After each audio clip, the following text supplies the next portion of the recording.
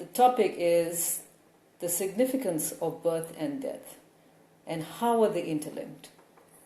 Now, I chose this topic partly because I've been seeing that recurring, and I've been seeing the meaning behind them. And there's so many of us experiencing that in so many different ways. And it's important to look at it into our lives and how we, let's say, deal with it, and how we can, how should I say this, really understand the deeper meaning behind these two areas, which are actually interlinked.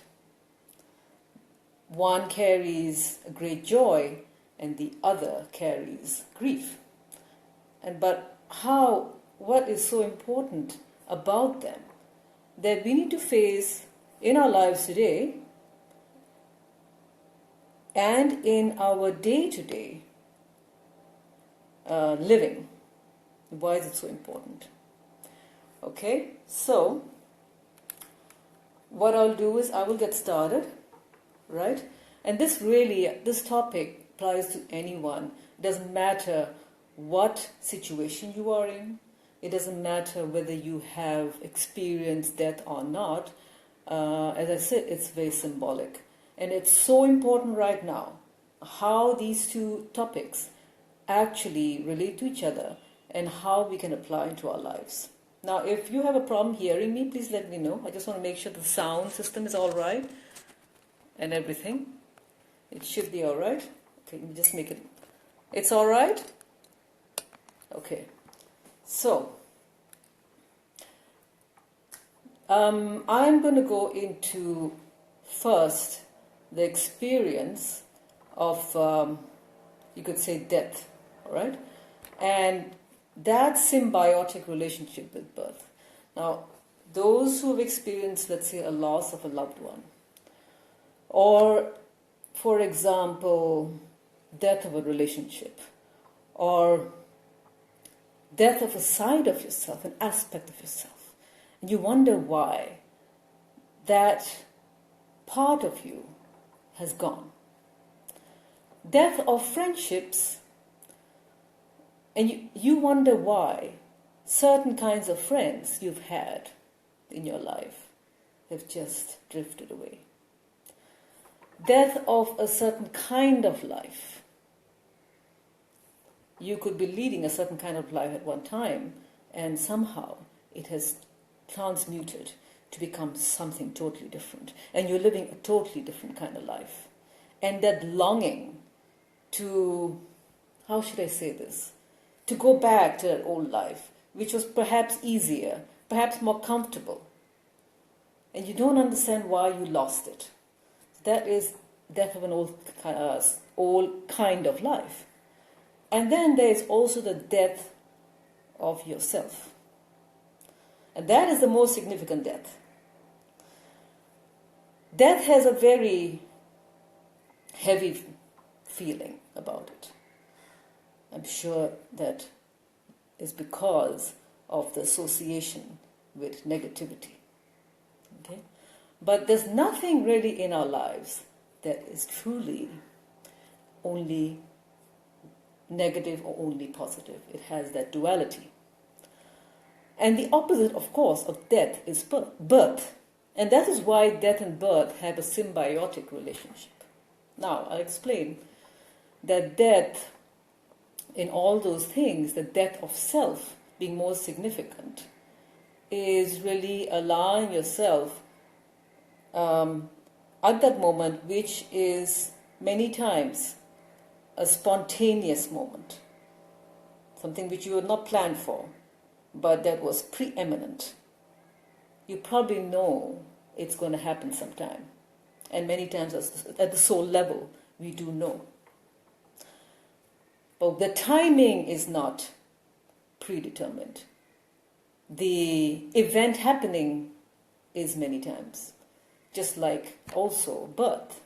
It is predetermined, but we don't know the exact timing when it's going to happen. Now, I'm going to share with you here, I've just written some points, okay?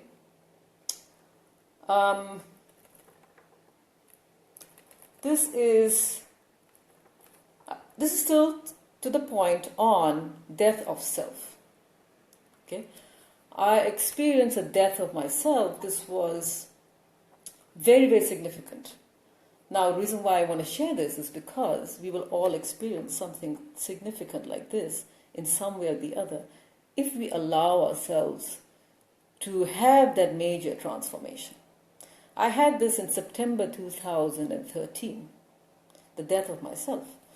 And I realized that I was actually carrying it in me all along. Just like in this quote. I'm going to quote one statement in 2 Corinthians 4. We always carry around in our body the death of Jesus, so that the life of Jesus may also be revealed in our body. Okay? Move away from that religious thinking. We always carry that. So in a way, I was ready for my birth. The point that I was waiting for it and I was allowing it, I was carrying it and I was allowing it to be birthed. And what's important is that to understand that through that rebirth, both are momentary. I remember that experience being very momentary. It is very short. It is very instantaneous. It is spontaneous. Both are painful. That's the thing about death and birth. Both are painful, but they're momentary if they're natural.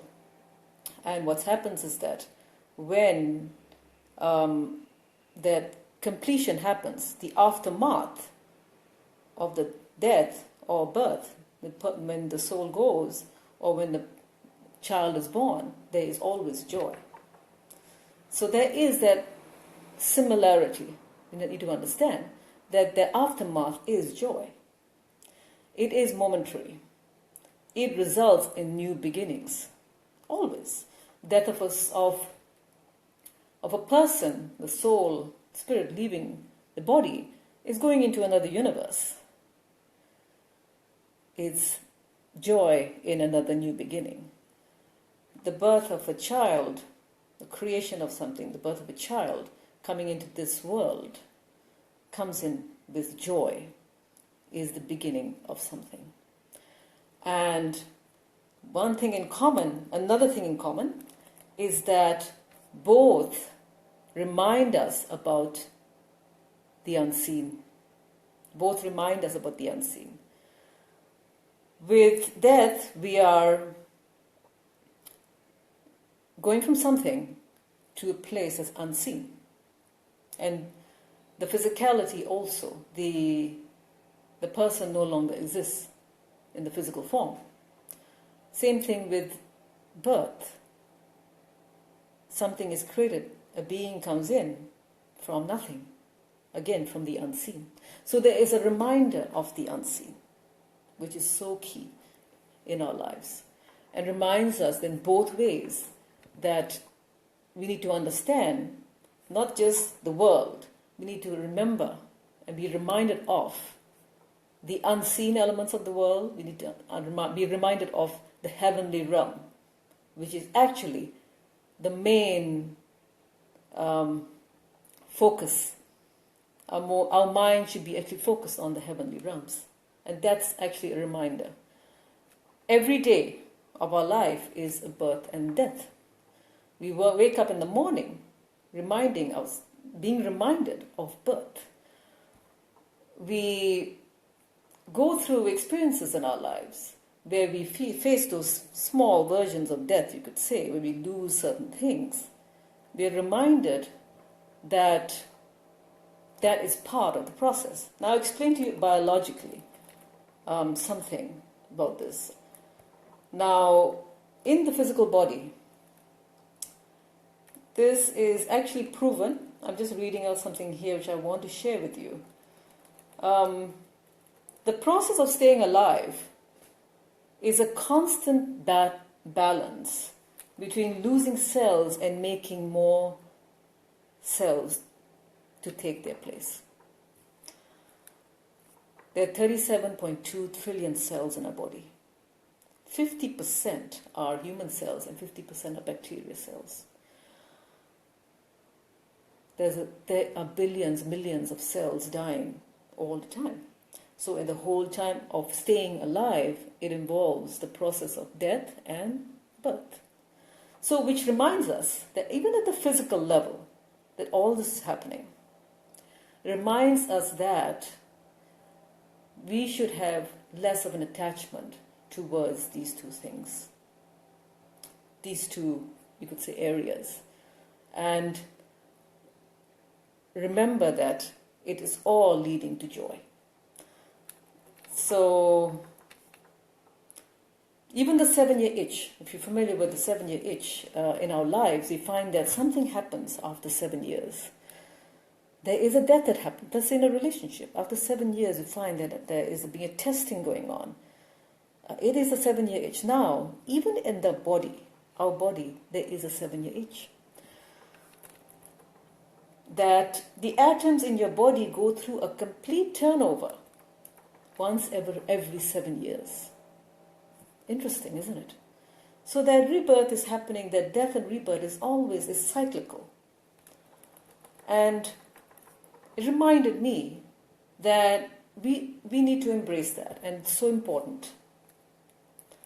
Now, yes, so that's the thing. Less of an attachment, understanding that we need to focus on the unseen, and understanding that we need to remember that both lead to joy. It's not just birth, but death also leads to joy. Understanding that there is pain involved, but it's only momentary. And death of self is something which is going to lead to greater things. It leads to a greater self. When I felt the resurrection of myself, I knew I was just starting a new version of me, which was much greater. And it is key to embrace that. So that euphoric purge or release of something which I could not quite understand is something which I welcome you, I invite you to bring into your life. I invite you to not to have anything negative associated with it. I invite you to be receptive to these great changes that we may face through a death. Even in the universe, when they found, like, for example, apologies, somebody had tried to call. In the universe, there is an experience of you could say, where there are destructions. I talk about the quark slaughter in my book. In fact, I will read it out. It is really quite interesting.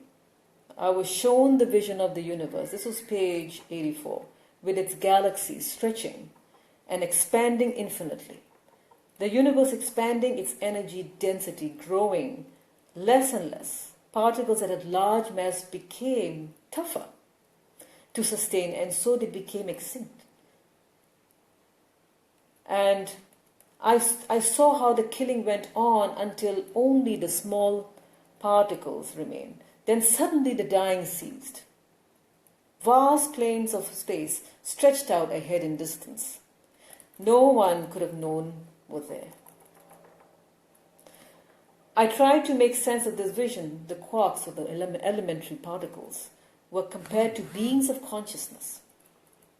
As humans, I assumed that those smallest particles were those people amongst us, including myself, who were crushed to 0 point. The sudden ceasing of the dying, leaving behind vast plains of emptiness, stretching out ahead in distances. No one could have known were there. And suddenly there was room to travel. And the survivors were the minute particles, minute of all the particles that ever existed. Like surviving a great plague. a great disease that wiped our entire city, being left with nothing but space. So that killing experience, that let's say the releasing of those elements of yourself, or being brought down to a smaller version, to a point that you are actually much more refined. It's a humble process. You're much more refined, and to a point that you become much tougher, to a point that you have more room to travel. There is freedom. So in a way, that death or dying experience is actually is a birthing of something new. You're being reduced. You're being made humble. You're being refined, and you're being rebirthed with something new. So, yes, don't hold an attachment to death as being a bad thing. I'm talking about death in many, many facets. What you face day to day, you lose something, you lose a friend, that dying process, the death of a relationship. Don't see that as negative. It has something positive to it. And I thank you very much for joining me. I know this is a very deep topic, and may not be something you think about every day, but I invite you to look at into your life and really see it in a joyful way. I thank you very much, and do visit my website, Tahira Amir Khan, and subscribe to my YouTube channel, Tahira Amir Khan. Thank you very much.